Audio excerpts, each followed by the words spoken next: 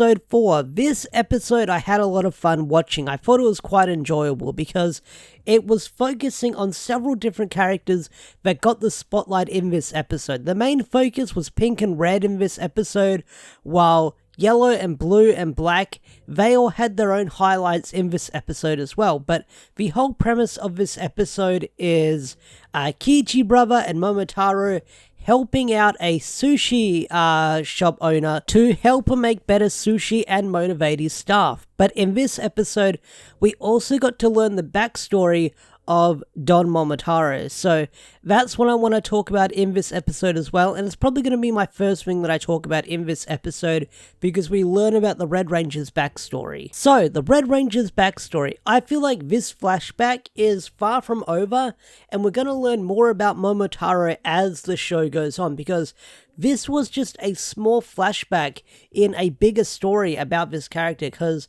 we only learn a small portion about his childhood, and let's talk about that childhood. So, we know that Momotaro likes to help people out and stuff like that, but in this backstory, we kind of get a glimpse of that and what happened during his childhood, where he would walk around his little neighborhood and he sort of help out his neighbors saying, hey, you're not doing it wrong, you gotta do it this way, this is how you do it, let me help you, you're not doing it right.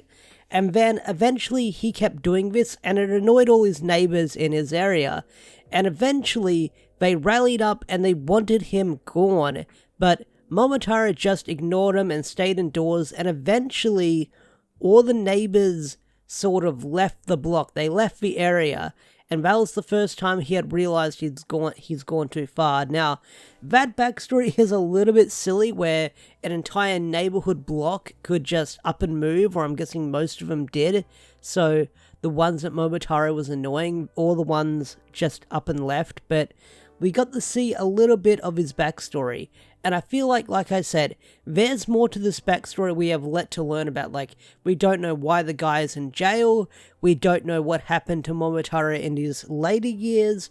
There is more to this backstory yet to be uncovered later down the line, but we understand why he's so helpful and why he wants to help people, because it's just the guy he is. But in this backstory, we kind of learned that helpfulness sort of pushed people away, and he realized he messed up. So that was an interesting part of his backstory I did not expect we'd be learning about him. So before I talk about the Pink Ranger and the Red Ranger plotline, I want to talk about the other side stories going on in this episode.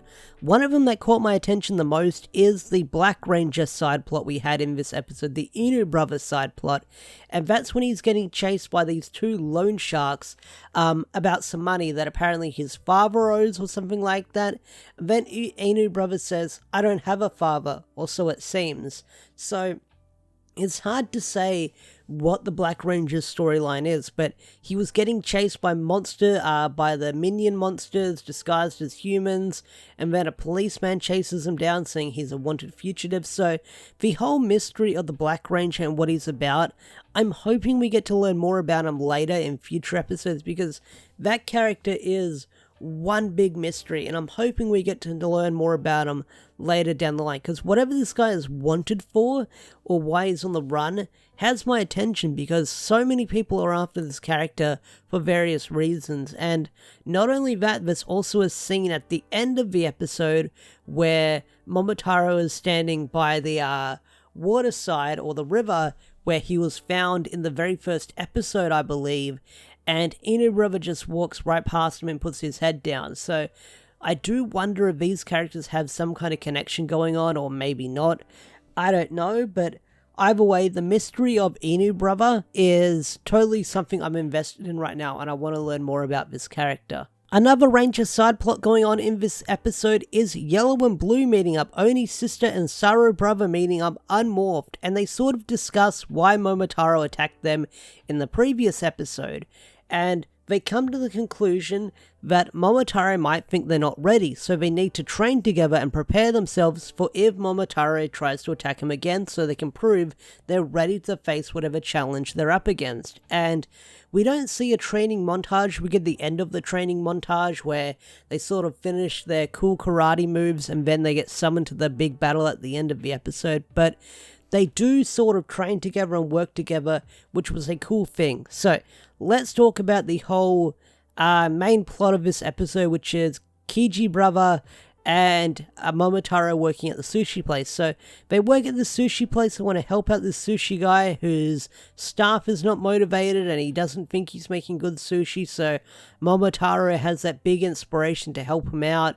And then at the end of the episode, he turns into an Onigiri monster with a big pyramid head, which he turns into an O-Ranger gear at the end of the episode, which was something I wasn't expecting. I didn't think he would turn into an O-Ranger gear, but when you think about it, he's got the pyramid motif, he's making onigiri, stuff shaped like triangles, pyramids, and stuff like that.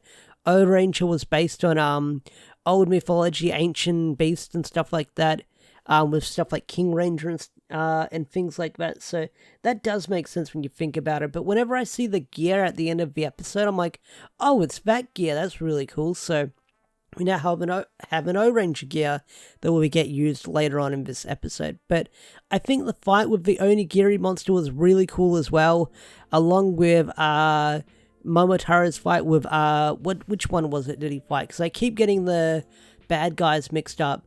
Sonza,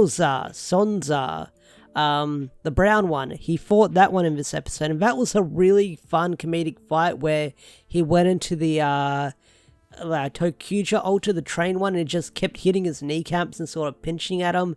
That was a lot of fun. I enjoyed that fight as well. And someone in my last video pointed out that I kept calling the white bad guy, or the White Ranger bad guy, the blue one. So I do apologize for getting her name wrong. All these bad guys sort of sound the same with how they're pronounced, and you know me with pronunciations. I'm not the best, so I either call them the Brown Ranger or the Blue one and stuff like that.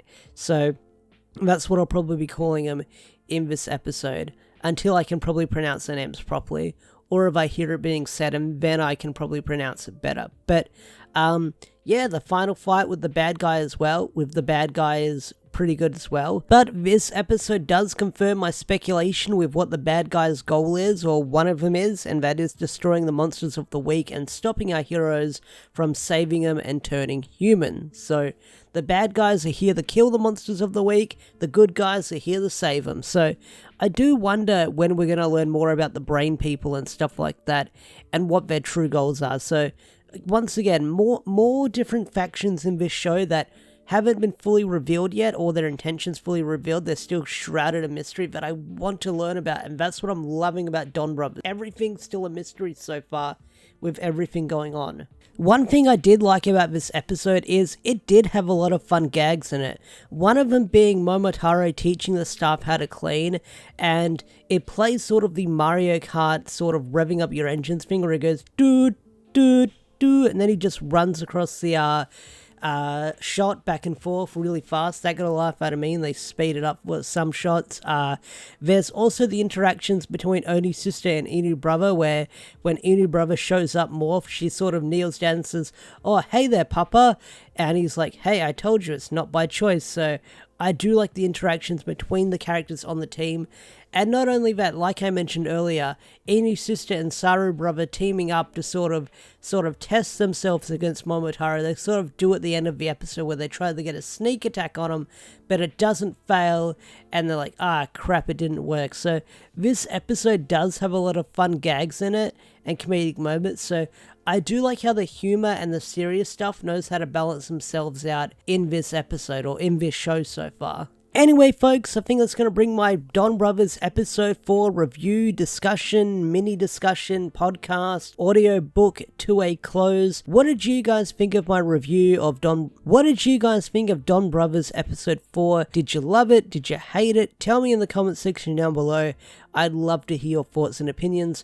With that said, I'm bringing this video to a close. If you enjoyed this video, hit that thumbs up, subscribe to the channel if you're new and stuff like that. Special thanks to all the members and Patreon supporters such as Swagger4 and Edge McCoyle. If you want to get your name shouted out like these guys over here, hit the join button and become a Patreon supporter for special perks and stuff like that on the channel. With that said, I'm bringing this video to a close. Thanks for watching. Have a wonderful day or night, and I'll see you guys later. Peace out, take care, bye.